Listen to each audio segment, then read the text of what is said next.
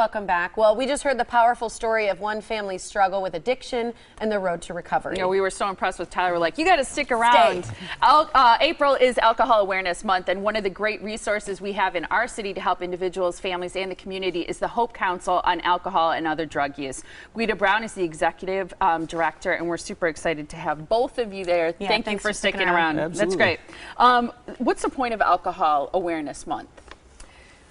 Wisconsin has a problem with over drinking, and so people don't pay attention to how much they drink. We don't understand what reasonable drinking is, and so it's just an opportunity for people to start paying attention to that and be aware of how much they really are drinking during the month. What's the point of an alcohol-free weekend? Because a lot of people say, well, I don't have a problem. Why do I have to abstain?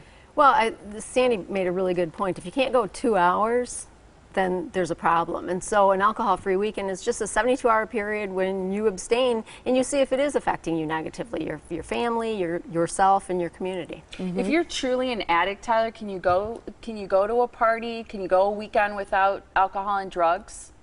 If you're truly an addict and in addiction, no. No, it's, for me at least, I can't speak for everybody else out there, but for me at least, if I was going out and there was any kind of substance around me, I'm doing it. I don't care what's going to happen. I don't care the consequences. I am doing it. What do you see as being the key for people like Tyler who actually get into recovery and stay sober? Support is really the #1 thing. That's why people go to AA meetings or NA meetings, the 12-step programs. He's nodding. Yeah. Family support, people who are really going to embrace your sobriety with you. I can imagine a lot of families getting on board, but friends are a whole nother issue. And you know, in a state where we live, where I think heavy consumption is not out of the norm for a lot of people, how do you help people? Because I would imagine a lot of people have to change their whole friend group. That's not easy. It's not easy, and we talk about changing your phone number so they can't contact you. That's painful. Staying away from slippery places. Sometimes it's the family that's the problem. And Tyler has great support in his family, but a lot of families aren't like that. A lot of families have addiction throughout them, and so just because he stopped using doesn't mean everyone else is going to stop using. Did you have to disconnect from some people? Yeah. When I went into treatment, I changed my number like 6 times. You know, Really? Oh yeah. When I was fully committed to changing them. You know, when you're fully committing to changing your life and you want something different, friends don't matter anymore. Just as long as you are, you know, working on being a better you and you have the support, you know, the friends don't really matter. Changing friend groups isn't that hard. And the people that I was using with, they don't really care who you are. They really don't. They just are there to use you. So changing them wasn't difficult. What clicked for you? Because a lot of people say, you know, you can't make anyone change. You can't talk them into changing. You can't, you know, always have an intervention and make them want to change. It has to happen within you. So was there a moment, was there something that you were like, now's the time? What did that for you? Well, I had been through 10 years of addiction, in and out of jail, different treatments, and I was fed up. I was done. I couldn't take what was going on anymore. You know, I was destroying my family, I was destroying my future, and it was at a point where honestly I was either going to get help or I wanted to die, because I didn't know why I was waking up anymore. I didn't know the reason for me being here.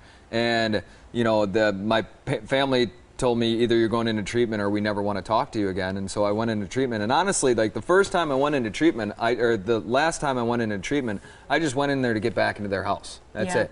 But then when I went into treatment and I started hearing, you know, these people that had stories just like mine, but were 20 years sober, it gave me hope. It's like, oh wow, maybe this is possible. And then I started having fun being sober, and then from there on it was just done because I love having fun. So that, you know, it was the combination of my family, where I was at in life, and it was just the perfect situation for me to, you know, quit. It's wonderful. Bottom line then, for April being Alcohol Awareness Month, what message do you want to leave with people? I think the experience of having a 72-hour period, going alcohol-free for a weekend, really would help them to decide if there's a problem with it. We have a culture of over drinking, and so just really paying attention to what you're doing to yourself over 72 hours would make a huge difference for so many people. You have a lot of good information on your website about this. Yes. And we also want to mention another opportunity for people to meet you, Tyler, and your family. So starting with that, there's a Kenosha event that we mentioned a little while ago. It's Thursday, April 23rd from 6:30 until 8. That's at the Mahone Middle School. Council. You can find out more about the family by going to yourchoice.live.org. There's also a phone number on your screen. And then to reach the Hope Council and get more information there about Alcohol Awareness Month and all the wonderful services that they provide our community, for families, for individuals, to help people get into recovery and stay sober. 262-658-8166 or hopecouncil.org.